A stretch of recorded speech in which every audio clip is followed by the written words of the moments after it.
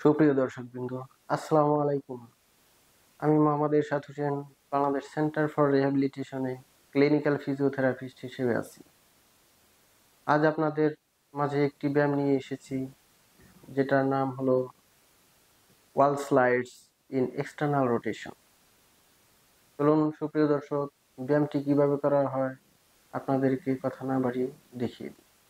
ব্যায়ামটি করার জন্য আমাকে প্রথমে এরকমভাবে দুই পা উপরের দিকে হেলান দিয়ে দেয়ালে রাখতে হবে। এরপর আমরা আমাদের দুই নিতম্বকে বাইরের দিকে আনবো এবং পায়ের গোড়ানো দুটো মিলিত করব। এরপর আমরা ধীরে ধীরে পায়ের গোড়ালিকে নিচের দিকে নামাবো এরকম এবং উপরের দিকে উঠাবো।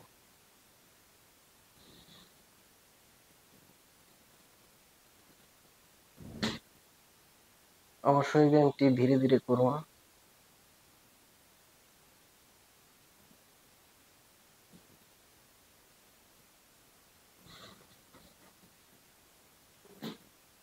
সুপ্রিয় দর্শকবৃন্দ, আশা করি আপনারা ব্যায়ামটি শিখতে পেরেছেন এবং আপনাদের উপকারে আসবে এই শুভকামনায়। আল্লাহ হাফেজ।